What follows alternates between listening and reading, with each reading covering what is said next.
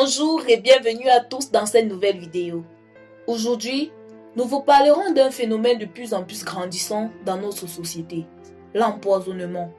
Mais avant de commencer, si tu es nouveau, ne manque pas de t'abonner, d'activer la cloche de notification et de cliquer sur l'option toutes pour ne pas manquer nos prochaines vidéos. On commence. L'empoisonnement, une véritable mode sociale.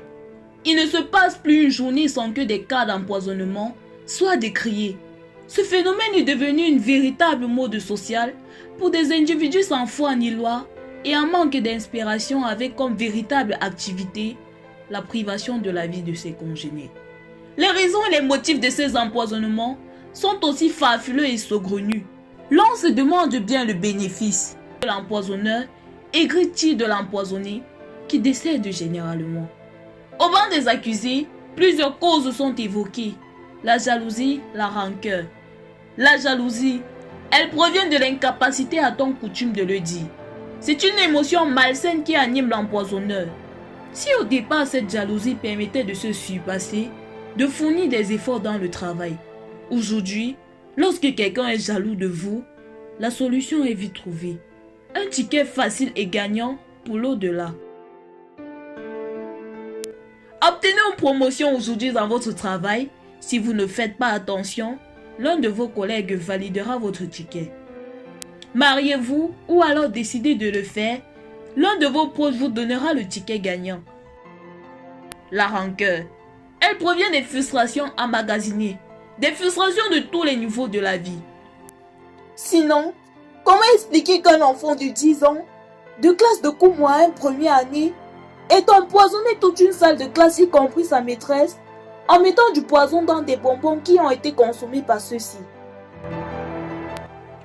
Un empoisonnement prémédité, car selon les affirmations de ses camarades de classe, l'élève en question qui reprochait à son enseignant de trop l'envoyer, avait promis à ses camarades de valider le ticket de la maîtresse. Fort heureusement, grâce aux promptes interventions de la communauté éducative et du corps médical, ils ont été épargnés. Plusieurs personnes auraient voulu avoir une issue favorable. Hélas, tel n'a pas été le cas. On se souvient très bien du cas de Florazé, la célèbre animatrice du groupe Equinox, qui a vu son ticket validé lors de la célébration du premier anniversaire de sa fille. Une autre vidéo circule actuellement sur la toile, mettant en scène une demoiselle qui a été contrainte de boire le verre de sa camarade qu'elle aurait empoisonné.